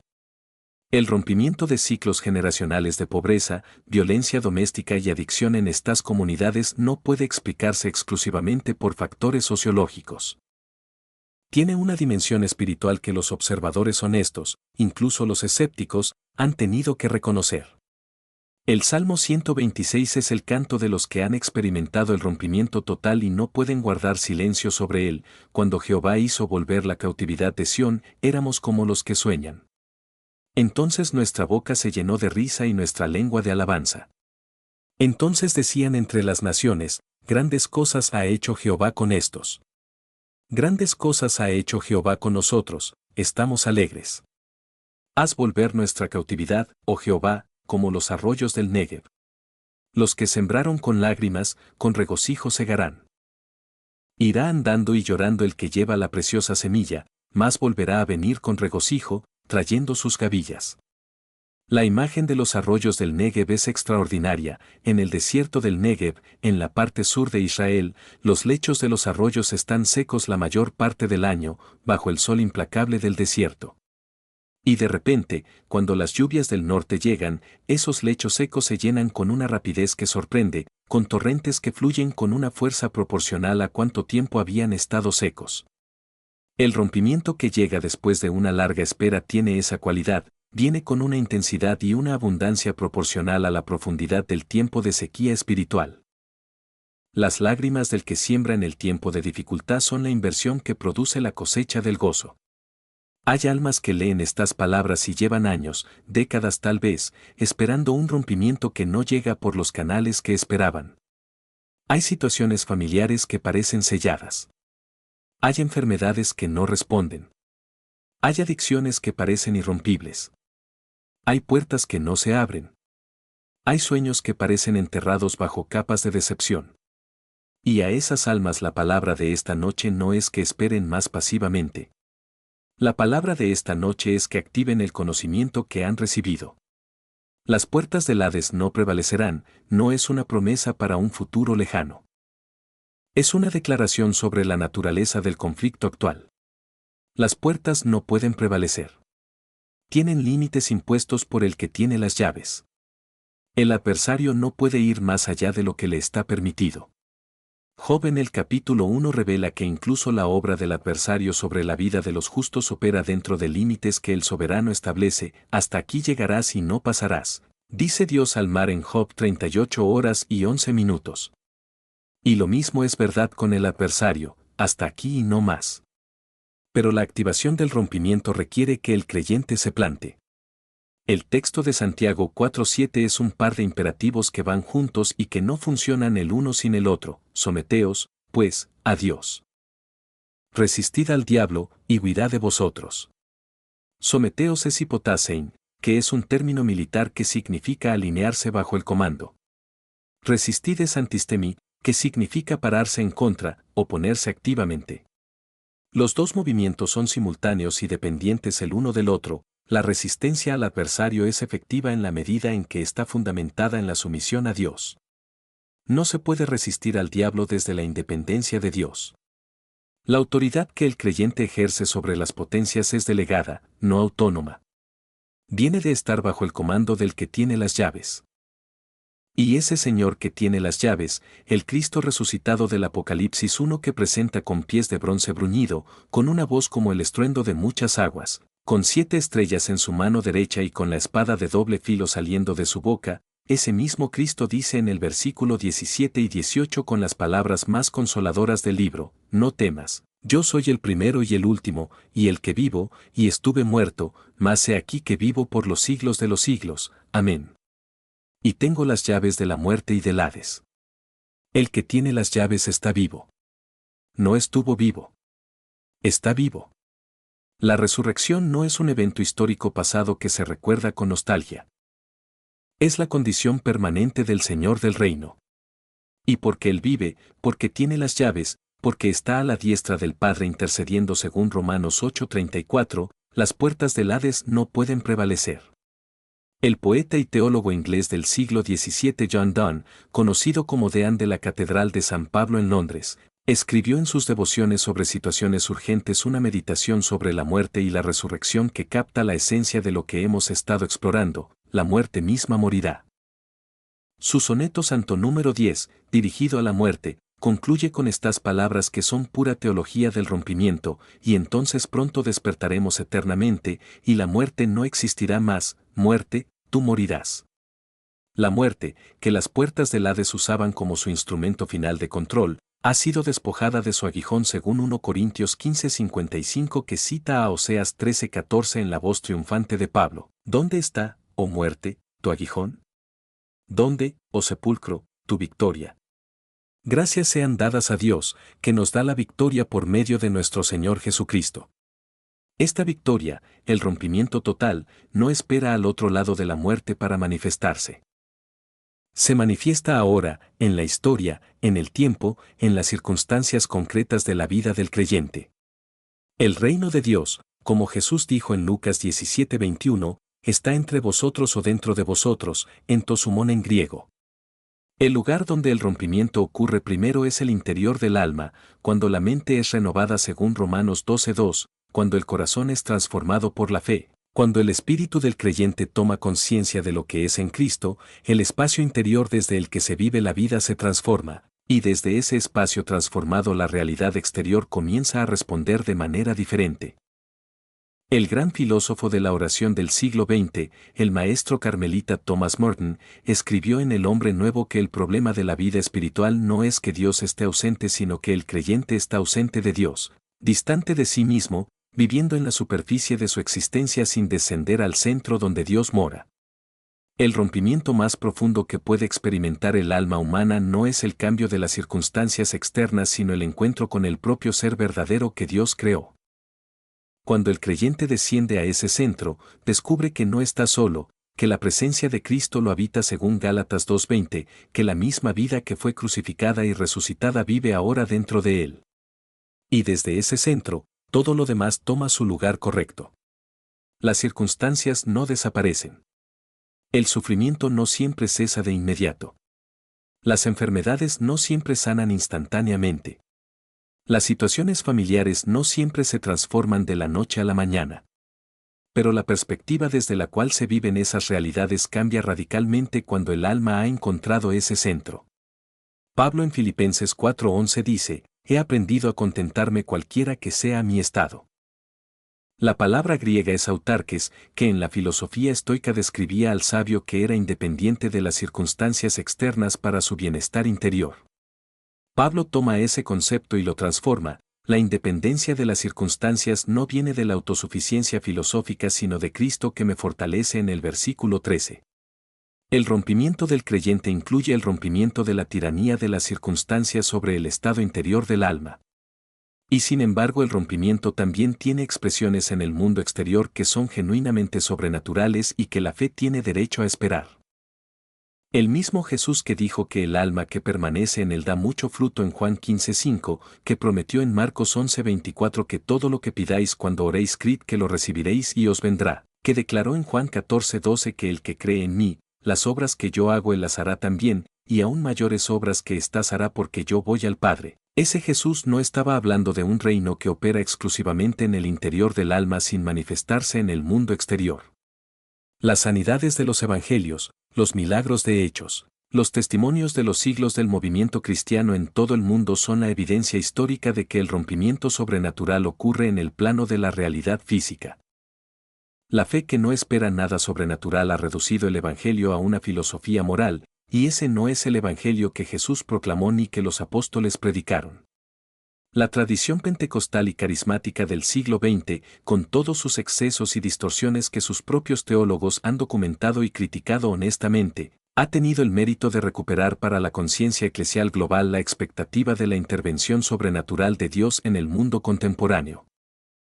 El teólogo pentecostal Gordon Fee, en su obra sobre el Espíritu Santo en las Epístolas de Pablo, argumenta convincentemente que la experiencia del Espíritu como poder activo en la vida del creyente no es un añadido carismático a la teología paulina sino su centro mismo. Pablo no solo escribió sobre el Espíritu, vivió en el Espíritu, como en Gálatas 5:25, si vivimos por el Espíritu, andemos también por el Espíritu. El rompimiento total que el Evangelio promete incluye esta dimensión de la vida en el Espíritu, de la disposición a ser sorprendido por Dios, de la apertura a que el Eterno actúe de maneras que superan el cálculo humano. El obispo Athanasius Schneider, teólogo contemporáneo de la tradición católica, en sus escritos sobre la batalla espiritual actual subraya que la Iglesia de cada época enfrenta la misma tentación que enfrentó en los primeros siglos, la tentación de adaptar su confesión a las presiones del mundo circundante, de negociar la verdad de Cristo para ganar aceptación cultural. Esta es precisamente la forma en que las puertas del Hades buscan prevalecer en nuestro tiempo, no a través de la persecución brutal, aunque en muchos lugares del mundo esa persecución es muy real, sino a través de la seducción cultural, la erosión gradual de la confesión, el encogimiento progresivo de lo que se está dispuesto a afirmar y defender. El rompimiento de esta forma de presión requiere la misma claridad cristológica que Pedro mostró en Cesarea de Filipo: tú eres el Cristo, el Hijo del Dios viviente. Sin ambigüedades, sin negociaciones, sin reducciones para hacer la confesión más aceptable al oído del siglo. Hay un último elemento de la promesa de Mateo 16 que merece una consideración final antes del cierre: la conexión entre las llaves del reino y la práctica de la alabanza. El Salmo 22:3 contiene una declaración que la teología de la adoración ha explorado durante siglos: tú que habitas entre las alabanzas de Israel. La palabra hebrea que se traduce como habitas es Yoseb, que también puede traducirse como trono, está entronizado. Dios está entronizado en las alabanzas de su pueblo. La adoración no es solo una actividad religiosa de reconocimiento. Es el acto por el cual el pueblo de Dios crea el espacio, establece el trono, levanta el ambiente en el que la presencia soberana de Dios puede manifestarse de manera plena. La alabanza es el instrumento de la autoridad, no solo de la emoción. Hechos 16, 25-26 documenta uno de los episodios más dramáticos y teológicamente ricos de toda la narrativa de los Hechos. Pablo y Silas estaban en la cárcel de Filipos, con los pies en el cepo después de haber sido azotados. Y a medianoche, orando Pablo y Silas, cantaban himnos a Dios, y los presos los oían. De repente hubo un gran terremoto, de tal manera que los cimientos de la cárcel se sacudían, y al instante se abrieron todas las puertas y las cadenas de todos se soltaron. El canto de alabanza en el punto de mayor presión, en la medianoche del alma y de la circunstancia, fue el detonador del rompimiento. No la queja, no la negociación, no el silencio estoico, sino la alabanza activa, el canto de confianza en Dios en medio de la oscuridad. Y las puertas de hierro se abrieron. Las cadenas se soltaron. No solo las de Pablo y Silas sino las de todos los presos. El rompimiento de uno siempre lleva la promesa del rompimiento de los que están alrededor. Esta es la naturaleza de la Eclesia, que el rompimiento que Dios produce en una vida crea el espacio para el rompimiento de los que comparten el mismo espacio. El carcelero de Filipos en el versículo 30 preguntó: Señores, ¿qué debo hacer para ser salvo? El testimonio del rompimiento en medio de las circunstancias más extremas fue la apologética más poderosa que Pablo y Silas podían haber ofrecido. No un argumento filosófico. No una demostración de superioridad moral. Un canto en la medianoche y un terremoto que abrió puertas. Las puertas del infierno no prevalecerán. No es una esperanza. No es un deseo. No es una posibilidad condicionada a que el creyente sea suficientemente bueno o suficientemente constante o suficientemente fuerte. Es una declaración de realidad. Es la descripción del cosmos tal como es desde la perspectiva de aquel que lo creó y que envió a su Hijo para recuperarlo. Las estructuras de poder del reino de las tinieblas tienen límites. Sus decretos son provisionales. Su tiempo está contado. El libro del Apocalipsis termina con la ciudad de Dios descendiendo del cielo a la tierra, con la voz que dice en el capítulo 21 versículo 5: He aquí, yo hago nuevas todas las cosas, y con el río de agua de vida que fluye del trono de Dios y del Cordero en el capítulo 22. El rompimiento final será la restauración total de todo lo que fue fracturado, la sanación de todo lo que fue herido, la liberación de todo lo que fue cautivo, la resurrección de todo lo que fue muerto. Y entre ese momento y este momento, la Eclesia vive. Y ora. Y canta en la medianoche. Y usa las llaves. Y se para en la brecha. Y declara lo que el Padre ha dicho. Y avanza contra las puertas del inframundo no con la fuerza de la carne sino con la autoridad del que tiene las llaves de la muerte y del Hades y que está vivo por los siglos de los siglos. Tú que has escuchado hasta aquí, tú que has tomado el tiempo de entrar en este estudio con un corazón dispuesto y una mente atenta, la fe se alimenta del conocimiento y la oración. El conocimiento sin oración es teología sin vida. La oración sin conocimiento es emoción sin fundamento. Pero el conocimiento unido a la oración es la combinación que hace que el reino de Dios avance en el alma y desde el alma hacia el mundo. Hay puertas en tu vida que todavía parecen cerradas. Hay situaciones que todavía esperan el rompimiento. Hay áreas donde el poder del adversario todavía parece tener la palabra. Y la invitación de este estudio no es que esperes pasivamente a que Dios actúe en su tiempo sin que tú hagas nada. La invitación es que uses las llaves. Que te plantes en oración con el conocimiento de quién es el que está de tu lado. Que cantes en la medianoche con la certeza de que el terremoto viene. Que te pares en la brecha por los que amas. Que digas con María, hágase en mí tu palabra. Y que sepas, con una certeza que no puede ser sacudida por ninguna circunstancia, que las puertas del infierno no prevalecerán. Porque la roca es firme. Las llaves han sido entregadas. Y el que prometió es fiel.